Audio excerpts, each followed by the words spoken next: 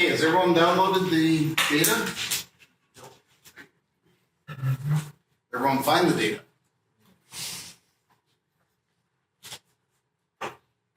Yeah. You did pretty well. I did. Cool. Did you find it? The data? Yeah. So this is some data from, I think it's an office, like an Office Depot type company. And they posted their data for several years. And it's kind of interesting to work with. How many rows have we got? Somebody scroll down and see how many rows we got. Tons, right? Nearly 10. Nearly 10,000 rows. So that means if you try just driving down, then it's not going to work. It's going to take you forever. So dragging down doesn't work for this type of data. To navigate, go up and down, you have to hold Control Shift and then use the arrows up and down. And I think on Mac it's Command Shift. So Control Shift and down, and I can go all the way to the bottom. 9,995 rows in this data. So somehow we need to manage this data so we can do something with it. Let's go back up to the top. Okay, first thing I want to look at is these dates. How come we've got numbers here? Because it's in format that Excel numbers. Yeah, it's in Excel's native format. So April 22nd, 1988. No? Can you change the data to show the correct? Yeah, so what Excel does is it stores all the dates as a number. It's a number of days starting at, and I'm not sure the start date, it's like 1911, January 1st or something like that. So this is 41,799 days from whatever that start date is. And that's the way Excel stores the data, or the date information. That's no good to us because I don't understand what that means.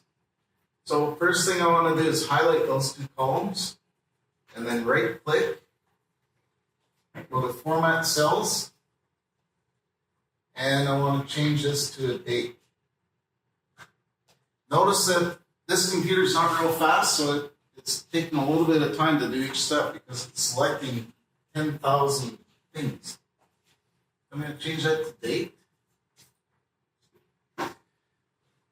And now it's reformatted into something that I can understand. Good with that? Can you do that one more time? Yeah. One more time. Okay, step one is you have to highlight those two columns. So that way I've selected everything all the way down. Step two is you have to right click. And see down near the bottom it says Format Cells. Go into that.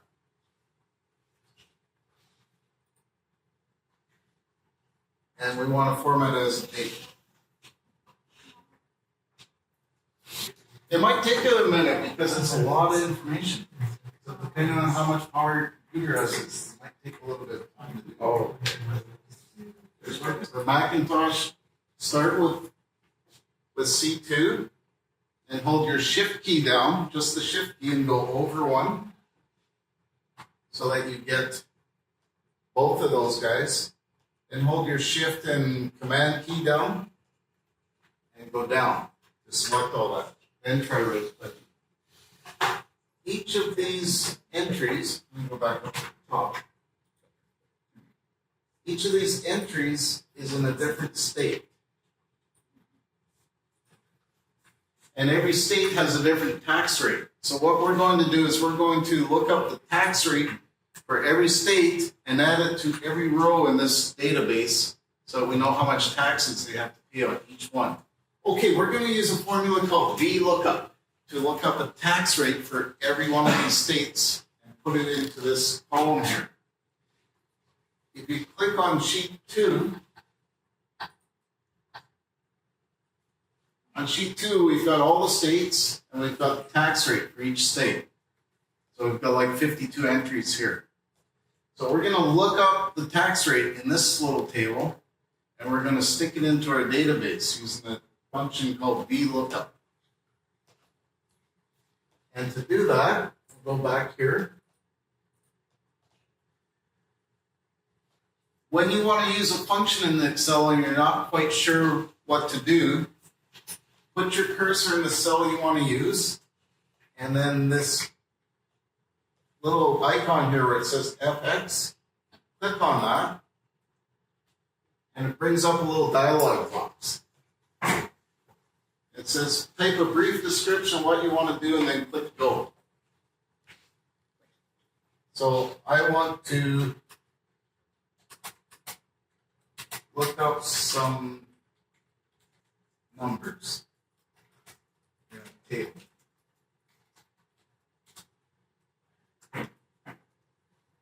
If you know the name of the function and you're not quite sure exactly how to spell it, then you can type it in here and it'll come up with some options, or you just tell Excel what you want to do. So I just typed in there, I want to look up some numbers in a table. And it came up with some different options. And VLOOKUP is the one I want to use. So I'm going to say OK. And now it's got 4 things I have to enter. Notice it started to take in the formula at the top here too. So the first thing I want to do is I want to look up what value. I want to look up the state in this row.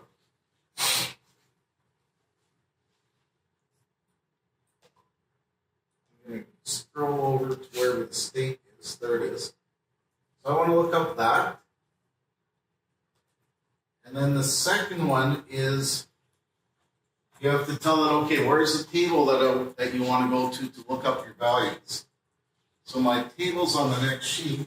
I'm going to click sheet 2, and I'm going to select all this data.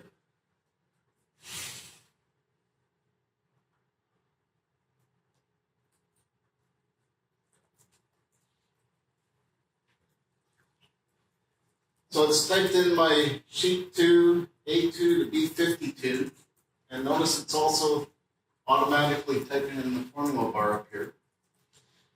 Now, the other thing I need to do here is I need to lock into this table. When I drag my formula down, I don't want this table to, the reference to this table to change. I want to always look here. So what I need to do is I need to put some dollar signs in front of the 2 and in front of the 52.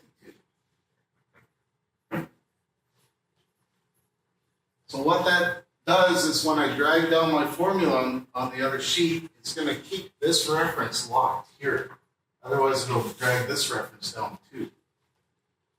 So I type in a dollar sign before the 2 and before the 52, and that locks in that range, so it doesn't change. Okay, the third one is, it says which column do you, when I do the lookup, which column do I want to get the information from? And in this table, we've got 2 columns. The first column's got the state, and the second column has the tax information. So that's the tax information I want. So I wanted to use column 2.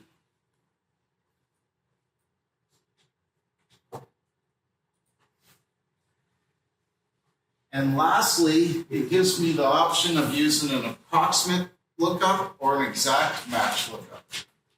So if they had spelled California with a small c instead of capital, if I use exact match, then it's not going to find it. It's going to say, no, that's not the same word, it doesn't match. So I want to use an approximate match. And if I put true, it's going to do the approximate. And on the exact match, I would have to take false. So I'm going to put true in there to give my approximate match.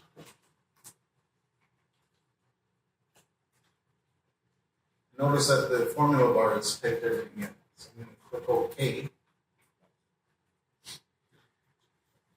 And it's given me the tax rate for Kentucky is 6% in this cell.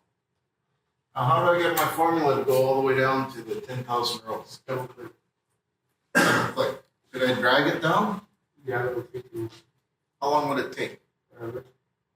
It's probably going to take several minutes to drag it down. So I'm going to double click. And that's given all my tax rates. I got it. Not available. So let me show you what happens if I don't put those dollar signs in. I'm going to take them out.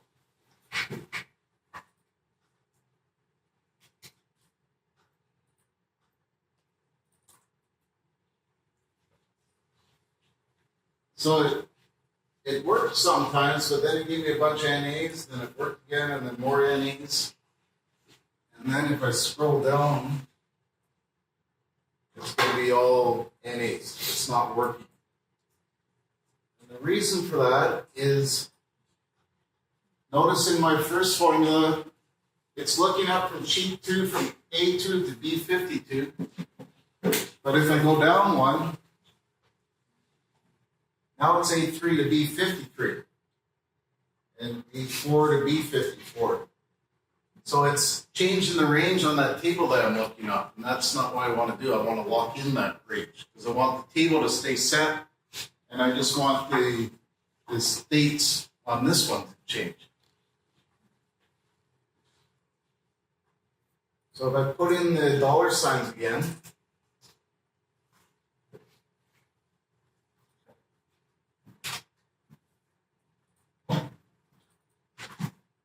there it's fixed. Notice when I click down here, it's updated to K6, but it still says A52 to B52. It locks in that range. So see how the first lookup is, first value is going up, but this one is staying right where it is. Okay, the next thing we're going to do with this is we're going to use a filter to only look at we only want to look at the records that aren't discounted. See in this column here, it's got a discount of either 0 or 45%, 20%, 80%. So we only want to look at the data that has no discounts. And to do that, we're going to use a filter.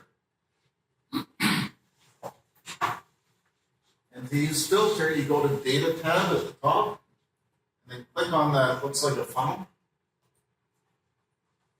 And notice when it did that, it gave me all these arrows.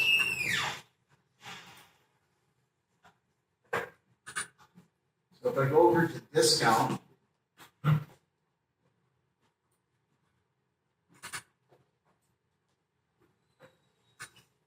when I click down on the discount, it gives me all these discount amounts. And I want to select only the 0 discount. I don't want anything greater than 0 discount. So I'm going to click on select all and then 0, so I just get the 0 ones.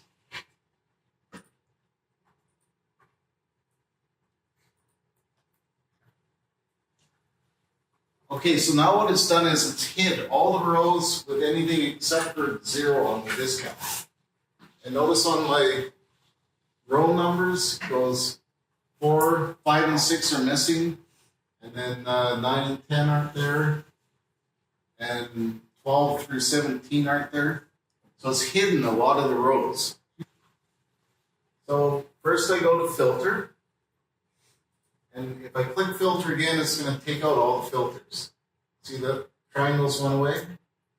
So click on filter, gives me all those drop down triangles. And I can filter any one of these columns.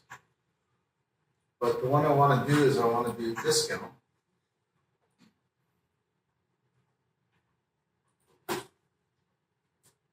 So I only want the 0 discount to keep here. So click on select all and then on 0. So I only get the 0 discounts. So it's hidden a bunch of things. And if I go to the bottom by holding Control Shift down, it's still showing, oops. It still shows that we have 9,995 rows, even though a lot of them are hidden. So the data is still all there, it's just hidden from sight. And if we do a pivot table on this data right now, it's going to keep all the data. We don't want all the data, we only want the subset with no discounts. So what I have to do is I have to copy all this to another page. So I'm going to select everything.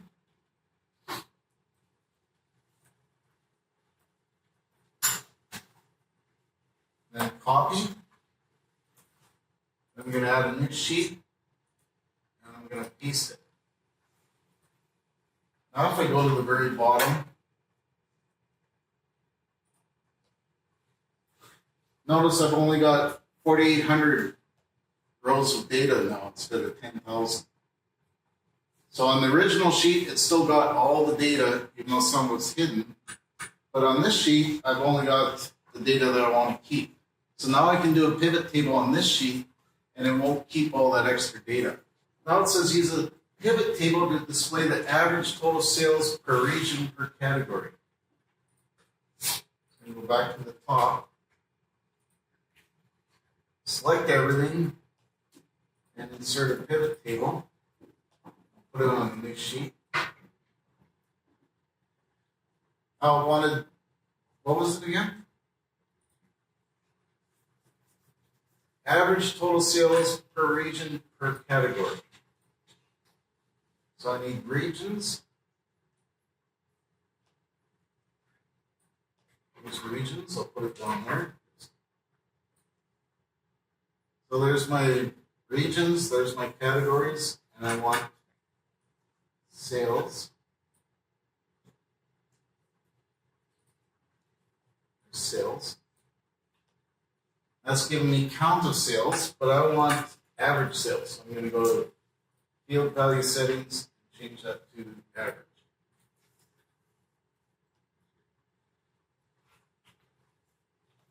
So that's looked at just the data with no discount, and we've done a pivot table that shows the average sales for each category for each region. So the whole 10,000 rows of data, we've shrunk that into a summary of something that fits on half a page. The other thing I can do in here is in field value settings, I can format the numbers. I'll change that to currency.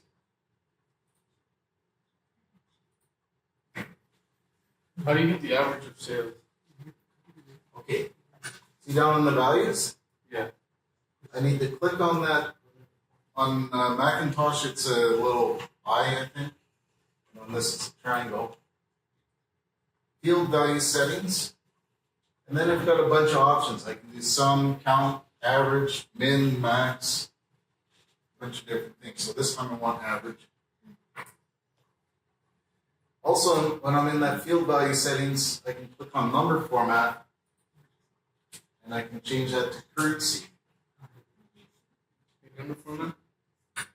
Number format, change it to currency so that I get nicer looking information. Let me go on to the next one. So then we have to, I'm going to skip 7 and go to 8.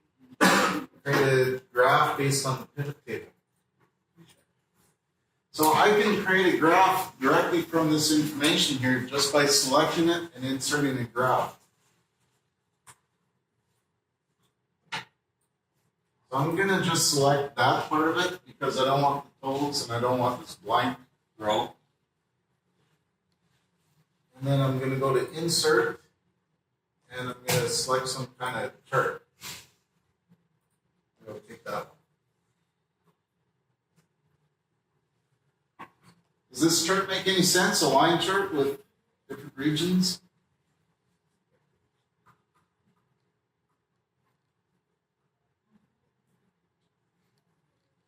I don't know, maybe it's not the best. So if I want to change this chart, all I have to do is I have to right click on the chart And I can go to change chart type in the center. And maybe I want to use columns instead. So now it's showing the 4 regions, and for each region it's showing the 3 different product types. So that's maybe a little bit better kind of chart for this kind of information. Okay, so that's the assignment. And then you need to make 2 charts. Put in a different title, because this is kind of a boring title. Play with the backgrounds, maybe put some colors in it. Make it look so it's a nice looking, interesting chart.